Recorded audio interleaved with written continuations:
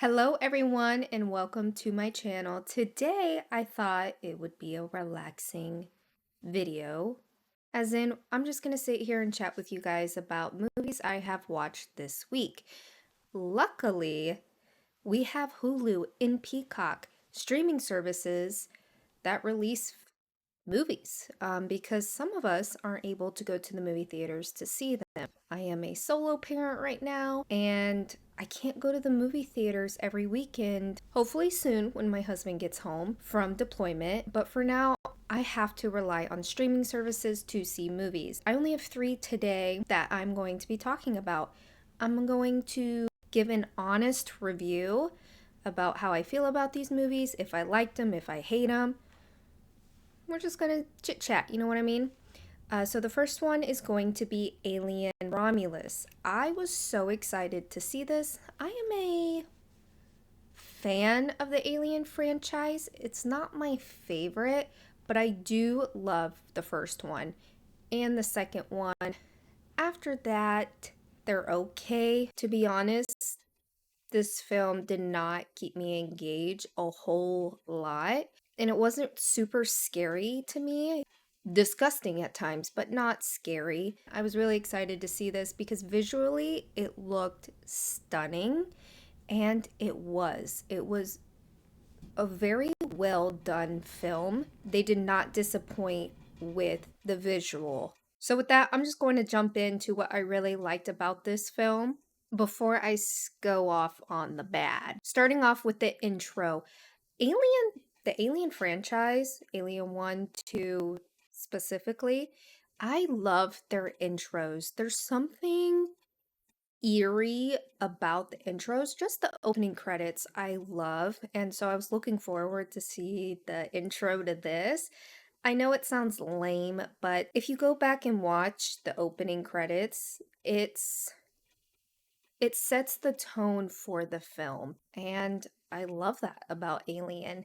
And this one did not disappoint me, even though it's like maybe 30 seconds long to a minute. Number 2, visually, again, stunning film to look at. I was not disappointed looking at this film. Number 3, I was looking for something that we were wanting to look forward to watching this film. And what I mean by that is in the first one, there was a cat.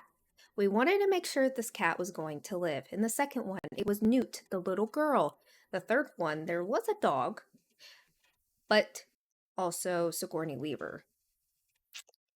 And for this one, I was like, there's got to be something that is going to attach us if they want to keep us watching this film, if it's not good. And they brought in a pregnant lady. But her character wasn't... I'll discuss that for what I dislike. Although I would say I hate it because you're just, again, copying and pasting the original franchise, I still like how they still try to hook us into wanting to finish the film. Number 4, the setting is definitely like the original. It's like they stopped filming in 1978, 79, and then they shot this one. So I was very happy and proud. It seemed very accurate, the setting. I'm going to be giving spoilers for all these movies. For number 5, the climax. One of the mini climax. For the ending, there was a alien human. The pregnant lady ended up giving birth to... I can't even remember the name of this species, but it turns to be a human alien, and that scared the living shiz out of me because I was not expecting it. I have not watched any of the Prometheus timeline storyline since they came out, and I kind of forget them, honestly. So I have to rewatch those. I'm very familiar with the first 4, Aliens, and then 3 with Sigourney Weaver, and then the one with Winona Ryder. So I was not expecting to see this alien human at the end, and honestly, it scared me. The way they captured the whole body, and it gave a slight head tilt. was the scariest part of this movie to me. Number 6, the creatures in this, the face huggers, the creatures were still scary. Of course, you don't want them near you. And the one put the tongue in the dude's mouth, and I was like, oh, gag. Now we're gonna talk about the negatives. The storyline was confusing, and I might like this film again if I rewatch it, because I do plan on ranking the franchise later on this year, because I have to go back and watch the newer ones. I've already rewatched the original storyline. This one is supposed to take place between 1 and 2. I don't know. I just wasn't expecting this storyline, and it didn't seem as important to me. And the acting wasn't my favorite. I love Kaylee Spaney, but this role seemed a little bit flat to me. All the acting in this seemed flat. There wasn't anybody I was rooting for except for the AI brother. See, I can't even remember anybody's name except for Rain. And that's only because I like the name Rain. But her brother in this, I thought he did phenomenal in this. I was a little bit disappointed at the ending when he gave the line, "Get away from her, you bitch." He said it in his kind of tone, but I kind of wish he said it with his chest. You know what I mean? Like, "Get away from her, you bitch," instead of "Get away from her, you bitch." But that's just like a little nitpicky opinion of mine. Of course, you wanted the pregnant girl to survive, but with this one, the storyline just seemed like too familiar for my liking. I just kind of expected everything that was going to happen, like who was going to get killed off this way. It was too predictable for me, and it didn't leave a lot of surprises. There were jump scares, but they weren't making me jump, because I kind of predicted what was going to happen based on the sound. The score in this was a lot, but it is a space horror film. It's going to be reliant on the score also to emphasize the film. And just one little nitpick of mine for this film. This is maybe a little bit too dramatic, but cinematography is very important in the film. And although this film was visually stunning, A plus, quality was great, setting good, just like the original, but the camera work was repetitive. A lot of zooming out to the side and forward for a lot of the scenes, and I don't mind it, although it was important to show it in the film because it's revealing something. It just was like, okay, now we're getting a slow zoom out again and reveal what it wants to reveal. It just was kind of pointless to me. This film was almost 2 hours long. It was 1 hour and 59 minutes. Again, you have the credits for that. I just felt like they could have left some things out, worked on the dialogue more with that. If you haven't seen it, group of, I wouldn't say friends, but they are familiar with each other. The girl dated one of the guys, but they're broken up, and it's more of his family. And they want to go on this ship that was abandoned from Sigourney Weaver, Alien, and they want to essentially steal stuff to make it ahead in life to their journey to a different planet. Because on their planet, they don't have any sunlight, and of course, that's important. So they want a better life for themselves. And although that is a very good storyline and plot, I just don't think it was that important for this franchise. Overall, I did like this film. I'll rewatch it, but it is not going to resonate with me forever. It's not going to be one of my favorites. I was a little bit disappointed. I'd give it a 7 out of 10. If you are a die-hard Alien fan, I don't know, did you like it? I am not a super die-hard Alien fan. It's not one of my favorite franchises. I do enjoy the original the most. I think this one relied on the fast action and the CGI more than the plot. The first one was super eerie and suspenseful compared to the atmosphere of the first one, and even the second one. The second one was more action because James Cameron directed that one, but the first one was so creepy. I just think this one lacked character development, poor dialogue. It does pay homage to the original franchise with the setting. It tried to give a nostalgic take on the first and second one, but it just felt like more of a copy and paste. But those are my thoughts on Alien Romulus. I'll rewatch it.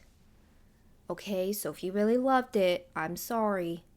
Don't come for me. These are just my opinions, just a first time watcher. That's it for number one. Fun fact, it was $350 million. That's a lot, in my opinion. All right, for number two, this is one I was really looking forward to watching, and thank God it is streaming on Peacock. Alien Romulus is streaming on Hulu. Sorry, I forgot to mention this. Now we're going to Peacock. Speak No Evil with James McAvoy. This is a psychological thriller. It is also the remake of the 2022 Dutch-Danish film with the same title. That one is more, oh my God, similar but not films. The first one I think is more effed up. I won't talk about that one. So I'm just gonna stick to this one. This one only grossed $78 million in the box office, and although $78 million is a lot, I don't think it did well in the movie theaters. And I'm kind of surprised because this came out in September. That's like getting ready for spooky season. I would have thought that this would have done better in the theaters, but also Blumhouse released this, and Blumhouse hasn't had a really good track record lately. But for Blumhouse or Blumhouse? I say Blumhouse because I know someone with kind of that last name, so I'm used to saying Bloom. Is it Blum? Whatever. This film is not scary. It is not a jump scary film. You already know who's the bad guy. It's just the vibes of this film are just creepy and uncomfortable. So just the plot of this film is a dream holiday turns into a living nightmare when American families spend the weekend with a British family. This one is definitely lighter in tone compared to the first one. And I'm gonna be honest. It was hard to root for this family, this American family. They sucked, and I don't relate to them at all. And again, they are victims in this film, but I am going to judge them a lot. They let their daughter, I think the nail in the coffin was that they let their daughter stay with this male babysitter that they don't know to go to dinner with these people that have already made them super uncomfortable. I get it. I'm this type of person. I just want everybody to be happy. I don't want to be confrontational. Why, as parents, would you do that in this situation? I'm not talking about real life. I'm just talking about in this movie. And their characters were not likable. I did not care for the mom.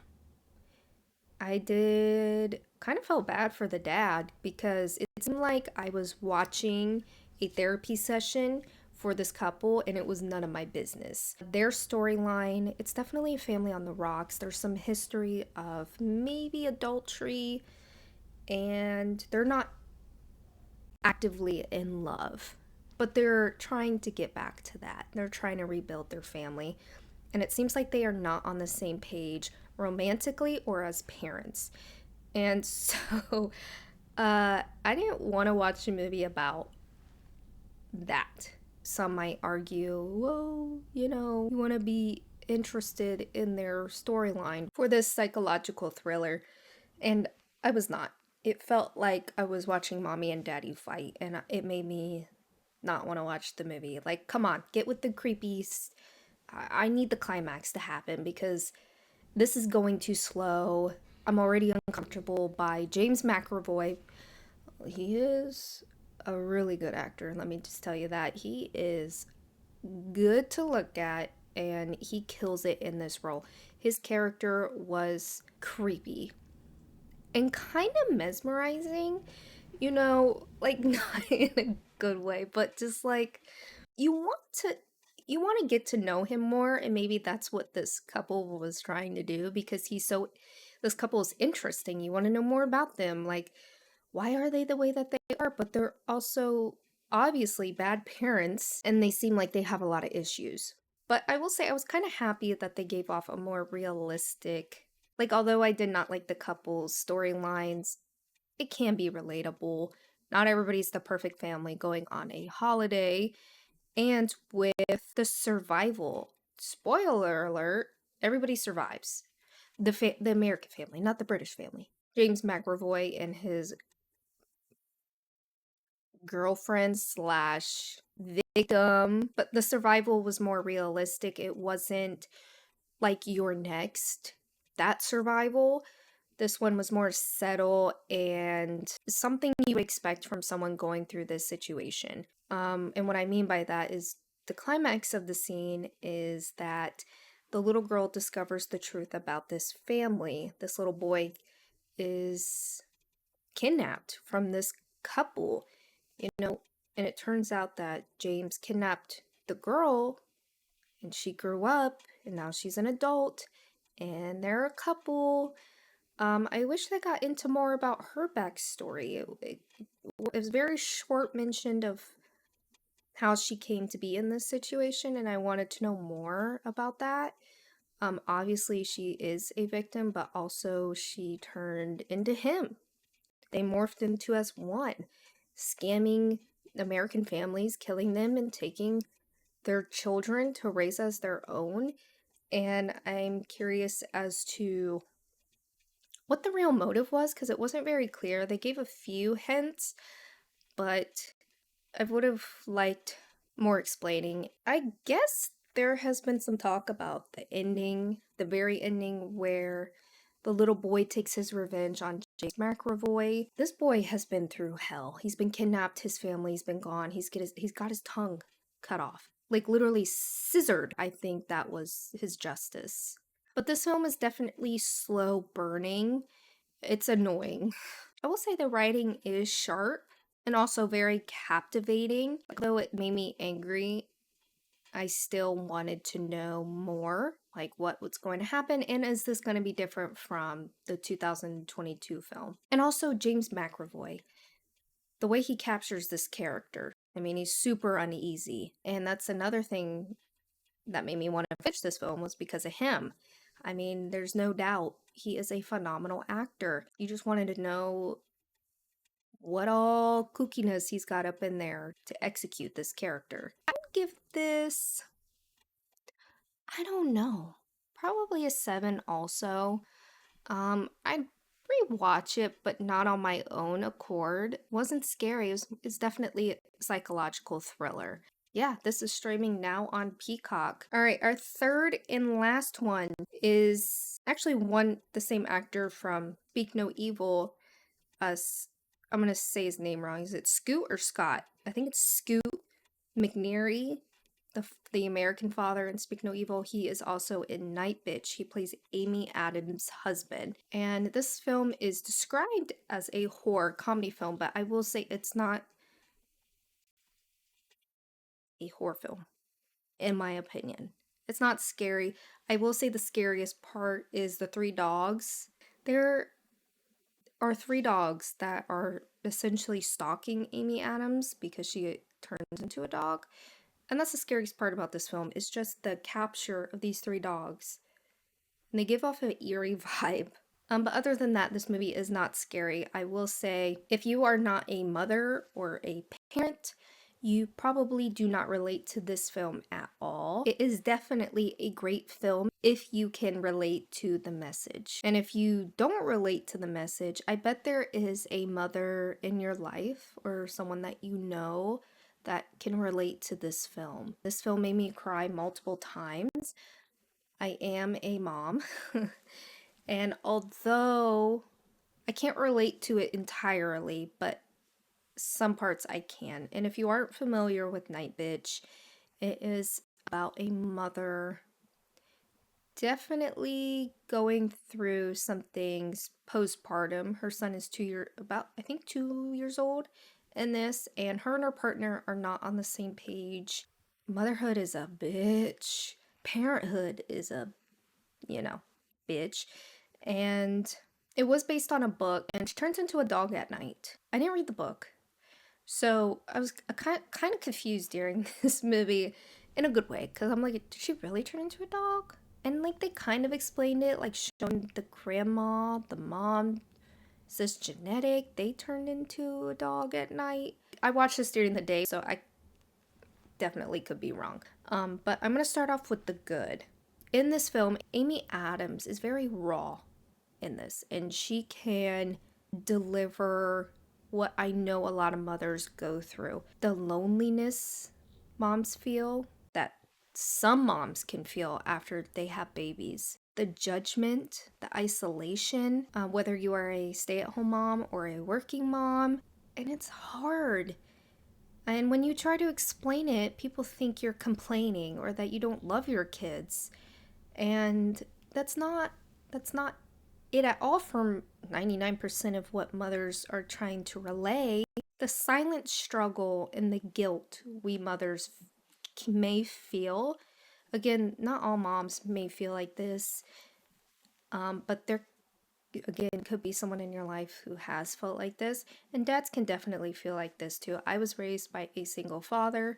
It's kind of hard to explain, and it's very emotional to try to talk about it because not many people can understand or even have compassion for struggling parents. Because it's like, if you didn't want to have a kids, don't have them, and it's like that's not what we're trying to talk about. For Amy Adams' character, I will say that a lot of the issues I think could have been dealt with better communication with her partner. I mean, her husband wasn't really understanding until they went through a separation of how hard parenthood could be. And I'm just going to talk about their relationship, okay? I don't want people to think I'm attacking their situation because I'm just going to talk about this film. Their characters seem like they were not on the same page. She struggled with talking to her husband about how she was feeling, what she needed, what blah blah blah. She eventually did talk to him about how she was feeling, and he wasn't really being receptive. But overall, the message of this film is very heavy, and I suggest people to go watch it. It's definitely a slow film, it's not scary. But I thought I would talk about it because I know there are mothers out there struggling, parents out there that are struggling. It was mostly just Amy Adams and her son, and I enjoyed it. You know, I'm a mom. I really liked this film. It was heavy at times and it was hard. It made me cry a few times because it was relatable, but if you are a horror film, this isn't your jam. This movie is way more emotional and maybe confusing than scary. It's not scary. But yeah, that is going to be it for me today. It's chilly in Texas. I know a lot of people are hit with snowstorms. California, I am praying for you guys. The wildfires are devastating, but I hope you guys really, really stay safe out there. I'm just praying for you guys, honestly. Let me know how you guys felt about this movies, if you liked them. You guys, I liked them. I didn't love them. Okay. They're not bad movies. They are well done, well crafted, beautifully to look at, all three of them. But we're just off to the new year, okay? I hope to see you guys soon.